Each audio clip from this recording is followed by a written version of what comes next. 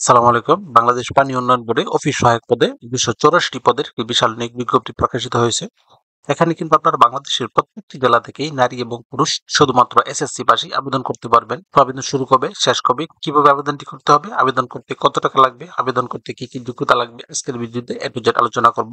মূল ভিডিওটি শুরু করার আগে আপনাদের কাছে একটি রিকোয়েস্ট থাকবে, আপনারা যারা এখন অ্যাম্বিশন জব পয়েন্ট ইউটিউব চ্যানেলটি সাবস্ক্রাইব করেননি তারা চ্যানেলটি সাবস্ক্রাইব করে পাশে থাকা বেল আইকনটি প্রেস করে রাখেন, এতে পরবর্তীতে যে কোনো আপডেট আসার সাথে সাথে নোটিফিকেশনে জানতে পারবেন। এটি প্রকাশিত হয়েছে 10 আগস্ট 2025 তারিখ। বাংলাদেশ পানি উন্নয়ন বোর্ডের নিম্নবর্ণিত শূন্য পদে সরাসরি জনপদ নিয়োগের লক্ষ্যে যোগ্যতা সম্পন্ন প্রকৃত বাংলাদেশী নাগরিকদের নিকট হতে অনলাইনে দরখাস্ত আহ্বান করা যাচ্ছে। আবেদনটি শুধুমাত্র অনলাইনে করা যাবে, অফলাইনে বা ম্যানুয়ালি কোনো আবেদন গ্রহণযোগ্য হবে না। এই সার্কুলারে সর্বমোট একটি ক্যাটাগরিতেই 284 জন লোক নিয়োগ করা হবে, অর্থাৎ অফিস সহায়ক পদে সর্বমোট 284 জন লোক নিয়োগ করা হবে। এটি 20তম গ্রেডের একটি পদ। কোন স্বীকৃত বোর্ড হতে মাধ্যমিক স্কুল সার্টিফিকেট বা সমমানের পরীক্ষা উত্তীর্ণ হতে হবে, অর্থাৎ এসএসসি পাস হলে এই পদে আবেদন করতে পারবেন।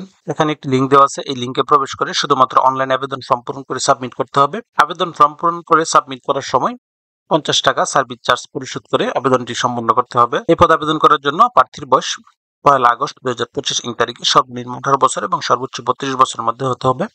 বয়স প্রমাণের ক্ষেত্রে কোনো প্রকার এফিডেভিট গ্রহণযোগ্য হবে না। আবেদনটি কিন্তু অলরেডি শুরু হয়ে গেছে এবং আবেদনের শেষ সময় 11 সেপ্টেম্বর 2025 তারিখ বিকাল 4 ঘটিকায়। লিখিত পরীক্ষা ও প্রবেশপত্র। প্রাথমিকভাবে যোগ্য প্রার্থীদের নির্বাচনী লিখিত পরীক্ষায় অংশগ্রহণ করতে হবে।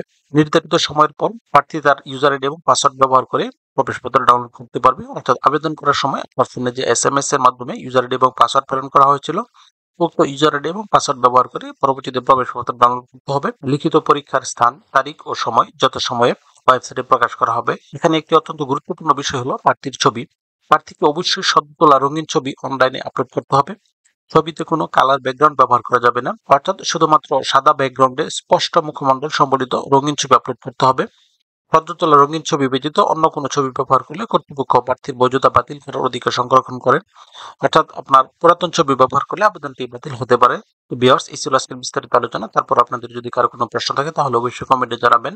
এর সাথে ভিডিওটি ভালো লাগলে লাইক, কমেন্ট এবং শেয়ার দিয়ে রাখবেন, এতে পরবর্তীতে যে কোনো আপডেট আসার সাথে সাথে নোটিফিকেশনে জানতে পারবেন।